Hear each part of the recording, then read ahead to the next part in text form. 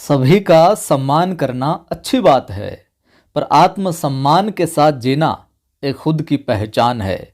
नमस्कार, जय हिंद। मैं हूं आपका दोस्त कवि आदि गणेश। स्वागत करता हूं और प्रारंभ करते हैं आज हम कक्षा 11 की जो अपनी पुस्तक है अंतरा भाग 1 वो प्रारंभ कर रखी है हमने, और इसके 3 अध्याय अभी तक हमने जो पढ़ लिए हैं। आज है चौथा अध्याय गूंगे रांगे राघव साहब का। इसको अच्छे से देखेंगे, पहले परिचय देखेंगे और पाठ देखेंगे। पाठ में क्या कुछ सवाल बन सकते हैं वो मैं आपको बताता चलूँगा। उससे पहले आपने अभी तक अगर मेरा टेलीग्राम चैनल ज्वाइन नहीं किया है तो ज्वाइन कर लीजिएगा। कवि आदि गणेश हिंदी नाम से, हिंदी में लिखना भूल गया, कवि आदि गणेश हिंदी नाम से अपना टेलीग्राम चैनल है। हिंदी देवनागरी में लिखना, अगर सर्च करते हो तो बाकी डिस्क्रिप्शन में लिंक मिल जाएगा जिस पर 4000 से ज़्यादा लोग जुड़े हुए हैं। उस टेलीग्राम चैनल को आप ज्वाइन कर लीजिएगा और इस वीडियो को लाइक कर दें, शेयर कर दें। पहली बार देख रहे हैं तो इस चैनल को भी सब्सक्राइब कर लेना आप। और अगर मोटिवेशनल वीडियो देखना चाहते हैं, पढ़ाई से संबंधित, किस प्रकार क्या कुछ तैयारी करें, किस प्रकार मोटिवेट रहें पढ़ने के लिए, तो मेरा दूसरा यूट्यूब चैनल है आदि की आवाज़ नाम से। उस यूट्यूब चैनल को भी जाकर सब्सक्राइब कीजिए, वहाँ पर मोटिवेशनल वीडियो देखिए, आपको यकीनन हेल्प मिलेगी वहाँ से। प्रारंभ करते हैं, चलिए। रांगे राघव का जो जन्म है आगरा में होता है। कब? 1923 में। 1923 में होता है और 1962 में देहांत हो जाता है। तो आगरा में जन्म होता है। मूल नाम जरूर पूछा जा सकता है रांगे राघव का कि मूल नाम क्या है। तो मूल नाम था तिरुमल्ले नंबाकम वीर राघव आचार्य। काफ़ी बड़ा नाम है, आप मत सोचिएगा 4-5 नाम है, यही है। तिरुमल्ले नंबाकम वीर राघव आचार्य था इनका मूल नाम। परंतु उन्होंने रांगे राघव नाम से साहित्य रचना है, जो कि ज़्यादातर जो लेखक हैं, राइटर हैं, वो तखल्लुस लगाते हैं, दूसरे नाम से, उपनाम से रचनाएं हैं जो करते हैं। तो रांगे राघव नाम से ये साहित्य के अंदर आए। उनके पूर्वज दक्षिण आरकाट से जयपुर नरेश के निमंत्रण पर जयपुर आए थे, ठीक है, और जो बाद में आगरा में जो जाकर बस गए। वहीं उनकी शिक्षा दीक्षा भी हुई। आगे इनके परिचय में हम देखें तो शिक्षा दीक्षा यहीं आगरा के यहाँ होती है, और आगरा विश्वविद्यालय से ही हिंदी में एमए और पीएचडी की उपाधि प्राप्त करते हैं, और 39 वर्ष की अल्प आयु में उनकी जो मृत्यु हो जाती है साहब। देखिए, जितने भी आप लेखकों को देखेंगे जिनकी कम उम्र के अंदर मृत्यु हो गई, उन्होंने उसी उम्र के अंदर जो बहुत खूब प्रसिद्धि प्राप्त की और बहुत कुछ अच्छा लिखा है। रांगे राघव ने साहित्य की विविध विधाओं में लिखा है, जिनमें कहानी विधा के अंदर लिखा है, कहानियाँ लिखी है, उपन्यास भी लिखा है, कविता और आलोचना इनके मुख्य विधाएं हैं जिनके अंदर इन्होंने रचनाएं की है। इनकी प्रमुख कहानी संग्रह देखें हम तो राम राज्य का वैभव, देवदासी, समुद्र के फेन, अधूरी मूरत, जीवन के दाने, अंगारे ने बुझे, अय्याश मुर्दे, इंसान पैदा हुआ। जिसके अंदर हालांकि यूँ तो सारी महत्वपूर्ण कुछ भी पूछी जा सकती है, लेकिन अय्याश मुर्दे, अधूरी मूरत और राम राज्य का वैभव ये है जो कई बार पूछी गई। और देवदासी भी ध्यान रखना। तो राम राज्य का वैभव, देवदासी, अधूरी मूरत और अय्याश मुर्दे, इनको तो याद कर लेना आप अच्छे से, ठीक है। तो ये सभी क्या है? कहानी संग्रह है रांगे राघव के, और इनका मूल नाम भी देख लेना आप। उनके उल्लेखनीय उपन्यास है घरोंदा, घरोंदा, विषाद मठ, मुर्दों का टीला, सीधा साधा रास्ता, अंधेरे के जुगनू, बोलते खंडर और कब तक पुकारूं। ये इनके उपन्यास, जिनमें मुर्दों का टीला और कब तक पुकारूं और अंधेरे के जुगने, मुर्दों का टीला, अंधेरे के जुगनू, कब तक पुकारूं, ये कई बार पूछे गए उपन्यास हैं। और सन 1961 में राजस्थान साहित्य अकादमी ने उनकी साहित्य सेवा के लिए पुरस्कृत भी किया था। तो ये पूछा जा सकता है, माफ़ करें, कि राजस्थान साहित्य अकादमी ने रांगे राघव की साहित्य सेवा को देकर उन्हें कब पुरस्कृत किया था? तो 1961 के अंदर। और इनकी जो रचनाएं हैं, तमाम रचनाएं, उनका संग्रह 10 खंडों में रांगे राघव ग्रंथावली नाम से प्रकाशित हो चुका है। तो रांगे राघव ग्रंथावली नाम से रांगे राघव की रचनाओं का जो प्रकाशन कितने खंडों में हुआ? तो ये संग्रह 10 खंडों में प्रकाशित हो चुका है। तो खंड जरूर ध्यान में रखिएगा, 10 खंडों में, ठीक है। आगे बढ़ते हैं। रांगे राघव साहब ने 1936 से ही कहानियाँ लिखना है जो शुरू कर दी थी। और 1936 में कौन सा किस संघ की है जो स्थापना होती है जिसके प्रेमचंद यहाँ पर अपने अध्यक्ष बनाए जाते हैं? आपको याद आ रहा है तो कमेंट करके बताइएगा। उन्होंने 80 से अधिक कहानियाँ लिखी। अपने कथा साहित्य में उन्होंने जीवन के विविध आयामों को रेखांकित किया। उनकी कहानियों में समाज के शोषित पीड़ित मानव जीवन के यथार्थ का बहुत ही मार्मिक चित्रण देखने को मिलता है। वहीं उनकी कहानियाँ शोषण से मुक्ति का मार्ग भी दिखाती है और सरल और प्रवाहपूर्ण भाषा उनकी कहानियों की क्या है?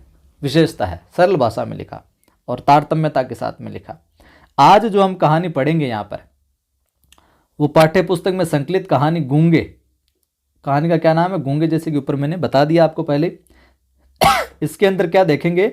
गूंगे में एक गूंगे किशोर के माध्यम से शोषित मानव की असहायता का चित्रण किया गया है। तो गूंगे के अंदर एक किशोर है, उसकी जो उसके जरिए उसको माध्यम बनाते हुए शोषित जो मानव होता है उसकी असहायता, असह्य जीवन जो है उसका चित्रण देखने को मिलेगा इस कहानी के अंदर, अपने इस पाठ में।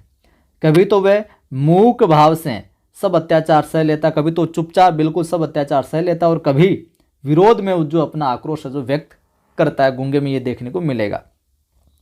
यहाँ पर रांगे राघव साहब ने, लेखक ने दिव्यांगों के प्रति समाज में जो व्याप्त संवेदनहीनता है, संवेदनशीलता नहीं, संवेदनहीनता को है उसको रेखांकित है जो किया है। साथ ही मतलब लोगों का दिव्यांगों के प्रति जो व्यवहार होता है, जिस तरह के दृष्टिकोण से उनको देखते हैं, उस व्यवहार को रेखांकित यहाँ पर किया है।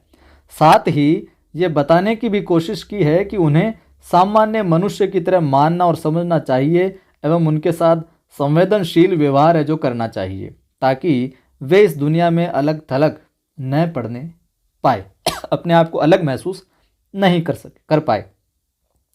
कहानी के माध्यम से लेखक ने ये कहा है कि समाज के जो लोग संवेदनहीन हैं वे भी एक गूंगे बहरे हैं। कहानी के माध्यम से लेखक क्या कहना चाह रहे हैं कि समाज के जो लोग संवेदनहीन हैं, उनके साथ संवेदना प्रकट नहीं करते या किसी के अंदर संवेदना है ही नहीं, संवेदनहीन जो लोग हैं समाज के लोग, वो भी क्या गूंगे बहरे ही हैं।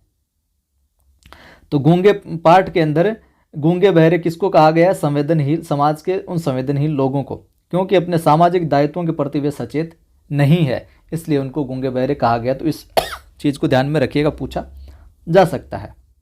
पाठ को प्रारंभ करते हैं अब। जो ये गूंगे अपनी कहानी है, देखिए मोहल्ले के अंदर स्त्रियां बैठी है और वो गपशप कर रही है। यहाँ से प्रारंभ करते हैं। तो शकुंतला क्या नहीं जानती, एक छोटी बच्ची है शकुंतला, और ये स्त्रियां गपशप कर रही है। तो गपशप करे कि शकुंतला क्या नहीं जानती? कौन? शकुंतला? ओहो, कुछ नहीं जानती। क्यों साहब, क्या नहीं जानती? ऐसा क्या काम है जो वह नहीं कर सकती? वह उस गूंगे को नहीं बुला सकती है। शकुंतला उस गूंगे को नहीं बुला सकती है। अच्छा, बुला दिया तो बुला दिया। ये सब बातें हैं जो स्त्रियां कर रही है, गपशप कर रही है। तो बालिका ने एक बार कहने वाले की ओर द्वेष से देखा और चिल्ला उठी, ओ दूंदे। गूंगे ने नहीं सुना। देखिए यहाँ पर उस गूंगे की जो माफ़ करें असहायता उसकी किस तरीके से कर रही है। गूंगे ने नहीं सुना। तमाम स्त्रियां खिलखिलाकर है जो हंस पड़ी। अब उसे सुनाई नहीं देता तो कैसा सुनेगा बेचारा।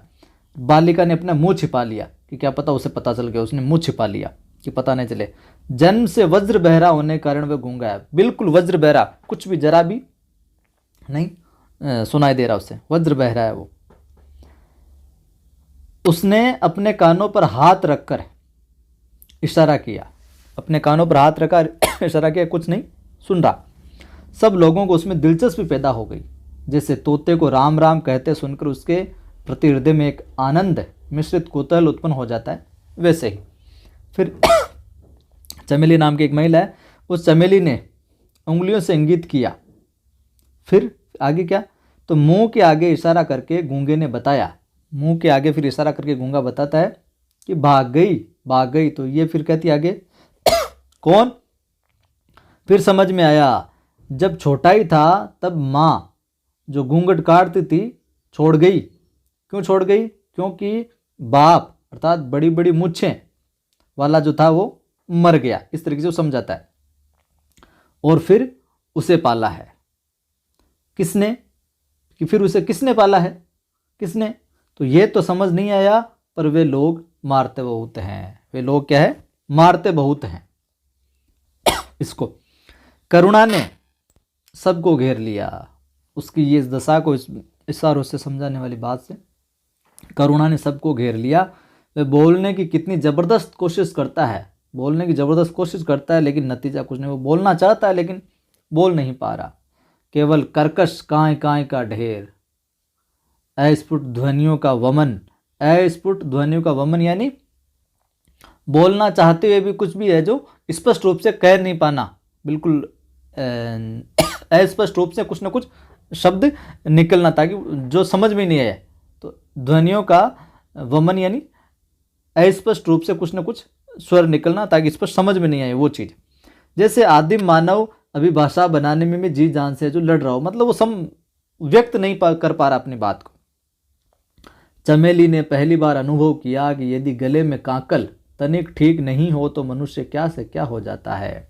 चमेली नाम की जो महिला, उसने इस बात को महसूस किया। जो गले में बोलने के लिए कांकल जरूरी होती है ना, आप क्या ना कांकड़ी, या फिर उसको गले की खांटी भी बोलते हैं कई जगह।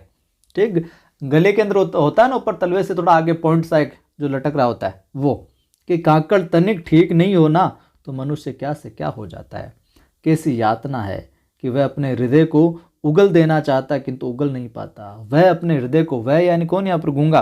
हृदय को उगल देने से तात्पर्य जो अपने मन के अंदर जो बातें वो कहना चाहता है ना, जो भाव उसके उत्पन्न हो रहे हैं उनको बताना चाहता है, लेकिन इसकी वजह से वो कह देना चाहता है किंतु उगल नहीं पाता है। साहब, सुशीला ने आगे बढ़कर इशारा किया। फिर सुशीला आगे बढ़कर इशारा करती है, मुंह खोलो, और गूंगे ने मुंह खोल दिया। मुंह खोलो, कौन इशारा करती है? सुशीला। और गूंगे ने मुंह खोल दिया, लेकिन उसमें कुछ है जो दिखाई नहीं दिया। पूछा, गले में कौवा है? पूछते, गले में कौवा है? गूंगा समझ गया, इशारे से ही बता दिया, किसी ने बचपन में गला साफ करने की कोशिश में काट दिया। वो इशारे से बताता है किसी ने बचपन में मेरा गला साफ करने की कोशिश की तो उसको काट दिया था। और वह ऐसे बोलता है जैसे घायल पशु है जो करा उठता है। वो इस प्रकार से उसका उच्चारण होता है जैसे कोई घायल पशु है जो करा रहा हो। शिकायत करता है जैसे कुत्ता चिल्ला रहा हो। और कभी कभी उसके स्वर में ज्वालामुखी के विस्फोट किसी भयानकता थपेड़े मार उठती है। वह जानता है कि वह सुन नहीं सकता और बता बता कर मुस्कुराता है। वह जानता है कि उसकी बोली को कोई नहीं समझता, फिर भी बोलता है। कितनी, देखिए कितना असहाय है वो। सुशीला आके कहते, सुशीला ने कहा, इशारे गजब के करता है, अक्ल बहुत तेज है, पूछा खाता क्या है, कहाँ से मिलता है। ध्यान में रखना, ये कथन किसका है? सुशीला का है। इशारे गजब के करता है, अक्ल बहुत तेज है, पूछा खाता क्या है, कहाँ से मिलता है, ये किसका कथन है? सुशीला। वह कहानी ऐसी है जिसे सुनकर सब स्तब्ध बैठे हैं। अब क्या कहानी आगे देखेंगे। हलवाई के यहाँ रात भर लड्डू बनाए हैं, कढ़ाई मांजी है, नौकरी की है, कपड़े धोए हैं, सबके इशारे हैं, लेकिन गूंगे का स्वर चित्कार में परिणित हो गया। सीने पर हाथ मार मार कर इशारा किया, हाथ फैलाकर कभी नहीं मांगा, भीख नहीं लेता, भुजाओं पर हाथ रखकर इशारा किया, मेहनत खाता हूँ, मेहनत का खाता हूँ, और पेट बजा कर दिखाया, इसके लिए, इसके लिए। अब देखिए, वो बोल नहीं पाता तो वो क्या करता है कि कढ़ाई मांजी है, हलवाई के यहाँ पर रात भर लड्डू बनाए हैं, कढ़ाई मांजी है, नौकरी की है, कपड़े धोए हैं, सब चीज़ों को इशारा, सबके इशारे हैं, लेकिन गूंगे का जो स्वर वो नहीं है। तो वो सीने पर हाथ रखकर मार कर इशारा करता है कि हाथ फैलाकर मैंने कभी नहीं मांगा, किसी से भीख नहीं लेता, मेहनत करता हूँ। भुजाओं पर हाथ रखकर कहता है कि मेहनत करता हूँ, किसी से फोकट की कमाई नहीं खाता, किसी से मांग कर नहीं खाता। और पेट बजा कर दिखाता है कि इस पेट के लिए, इस पेट के लिए सब कुछ करता हूँ। अनाथ आश्रम के बच्चों को देखकर चमेली रोती थी। तो यहाँ सवाल यहाँ से बन सकता है कि अनाथ आश्रम के बच्चों को देखकर कौन रोती थी? चमेली, सुशीला, शकुंतला, ये सारे नाम आ जाए तो ध्यान में रखना। अनाथ आश्रम के बच्चों को देखकर चमेली है जो रोती थी, ध्यान में रखिएगा।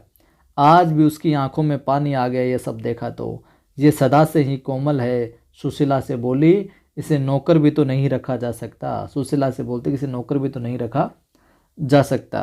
पर गूंगा उस समय समझ रहा था, वह दूध ले आता है, कच्चा मंगाना हो तो थन काटने का इशारा कीजिए, ओटा हुआ मंगवाना हो तो हलवाई जैसे एक बर्तन से दूध दूसरे बर्तन में उठाकर डालता है वैसी बात कहिए, साग मंगवाना हो, सब्जी मंगवानी हो तो गोल गोल कीजिए या लंबी उंगली दिखाकर समझाइए।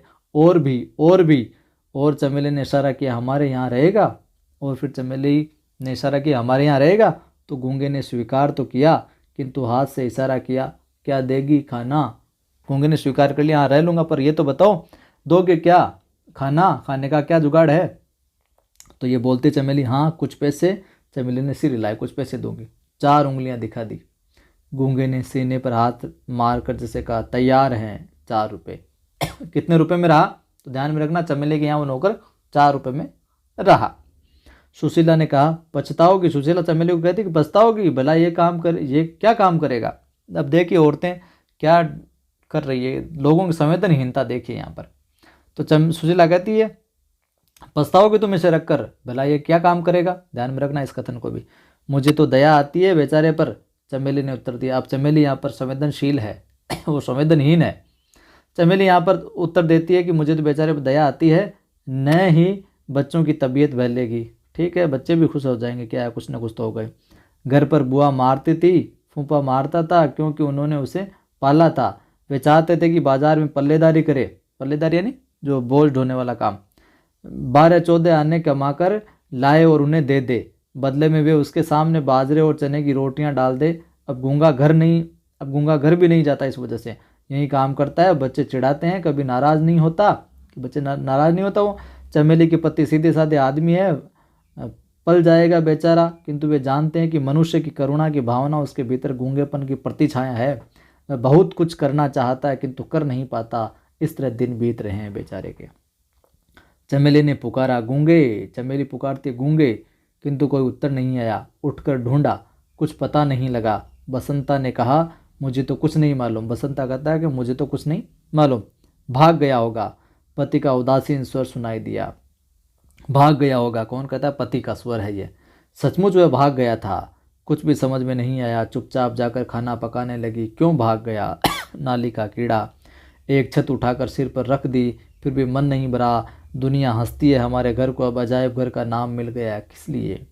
जब बच्चे और वह भी खाकर उठ गए तो चमेली बची रोटियां कटोरदान में रखकर उठने लगी। एकाएक द्वार पर कोई छाया हिल उठी। वह गूंगा था। हाथ से इशारा किया, भूखा हूँ। हाथ से इशारा किया, भूखा हूँ। कौन, वो गूंगा। काम तो करता नहीं भिखारी। फेंक दी उसकी और रोटियां। रोज से पीठ मोड़कर खड़ी हो गई। फिर किंतु गूंगा खड़ा रहा, रोटियां छुई तक नहीं। देर तक दोनों चुप रहे। फिर न जाने क्यों गूंगे ने रोटियां उठा ली और खाने लगा। चमेली ने गिलासों में दूध भर दिया। देखा गूंगा खा चुका है। उठी और हाथ में चिमटा लेकर उसके पास खड़ी हो गई। कहाँ गया था, चमेली ने कठोर स्वर में पूछा। कहाँ गया था, किसका कहता ना, चमेली का। कोई उत्तर नहीं मिला। अपराधी की भांति सिर झुक गया। सड़ से एक चिमटा उसकी पीठ पर जो जड़ दिया, चिमटा मार दिया चमेली ने उसके। किंतु गूंगा रोया नहीं। वह अपने अपराध को जानता था। चमेली की आंखों से जमीन पर आंसू टपक गया।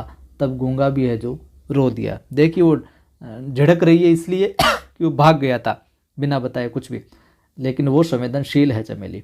और फिर ये भी होने लगा कि गूंगा जब चाहे भाग जाता, फिर लौट आता। उसे जगह जगह नौकरी करने भाग जाने की आदत पड़ गई थी। और चमेली सोचती कि उसने उस दिन भीख ली थी या ममता की ठोकर को निसंकोच स्वीकार कर लिया था। बसंता ने कसकर गूंगे को चपत जड़ दी। गूंगे का हाथ उठा और न जाने क्यों अपने आप रुक गया। उसकी आंखों में पानी भर आया और वह रोने लगा। उसका रुदन इतना कर्कश था कि चमेली को चूल्हा छोड़कर आना पड़ा। गूंगा उसे देखकर इशारों से कुछ समझाने लगा। देर तक चमेली उससे पूछती रही। उसकी समझ में इतना ही आया कि खेलते खेलते बसंता ने उसे मार दिया था। बसंता ने कहा, अम्मा ये मुझे मारना चाहता था। बसंता बच्चा इनका कि अम्मा ये मुझे मारना चाहता था। क्यों रे, चमेली ने गूंगे की ओर देखकर कहा। वह इस समय भी नहीं भूली थी कि गूंगा को सुन नहीं सकता, लेकिन गूंगा भाव भंगिमा से समझ गया। उसने चमेली का हाथ पकड़ लिया। एक क्षण को चमेली को लगा जैसे उसी के पुत्र ने आज उसका हाथ पकड़ लिया था। एकाएक घृणा से उसने हाथ छुड़ा लिया। चमेली ने पुत्र के प्रति मंगल कामना ने उसे ऐसा करने को मजबूर कर दिया। कहीं उसका बेटा भी गूंगा होता तो वह भी ऐसे ही दुख उठाता। वह कुछ भी नहीं सोच सकी। एक बार फिर गूंगे के प्रति हृदय में ममता भर आई। वह लौटकर चूल्हे पर जा बैठी, जिसमें अंदर आग थी, लेकिन उसी आग से वह सब है जो पक रहा था, जिससे सबसे भयानक आग बुझती है, पेट की आग। सबसे भयानक आग किसको कहा गया? पेट की आग को। ध्यान में रखना, सवाल पूछा जा सकता है। जिसके कारण आदमी गुलाम हो जाता है। उसे अनुभव हुआ कि गूंगे में बसंता से कहीं अधिक शारीरिक बल था। कभी भी गूंगे की भांति शक्ति से बसंता ने उसका हाथ नहीं पकड़ा था, लेकिन फिर भी गूंगे ने अपना उठा हाथ बसंता पर नहीं चलाया। रोटी जल रही थी, झट से पलट दी, वह पक रही थी। इसी से बसंता बसंता है, गूंगा गूंगा है। चमेली को विस्मय हुआ, आश्चर्य हुआ। गूंगा शायद ये समझता है कि बसंता मालिक का बेटा है, उस पर हाथ नहीं लगा सकता। मन ही मन थोड़ा विक्षोभ भी हुआ, किंतु पुत्र की ममता ने इस विषय पर चादर डाल दी और फिर याद आया कि उसने उसका हाथ पकड़ा था, शायद इसलिए कि उसे बसंता को दंड देना ही चाहिए, ये उसको अधिकार है। किंतु वह तब समझ नहीं सकी और उसने सुना कि गूंगा कभी कभी करा उठता था। चमेली उठकर बाहर गई, कुछ सोचकर रसोई में लौट आई और रात की बासी रोटी लेकर निकली। गूंगे उसने पुकारा। चमेली ने कान के न जाने किस पर्दे में कोई चेतना है कि गूंगा उसकी आवाज़ को कभी अनसुना नहीं कर सकता। वह आया, उसकी आंखों में पानी भरा था, जैसे उनमें एक शिकायत थी, पक्षपात के प्रति तिरस्कार था। चमेली को लगा कि लड़का बहुत तेज है। बरबस ही उसने उसके होठों पर मुस्कान छा गई, कहा ले खा ले, और हाथ बढ़ा दिया।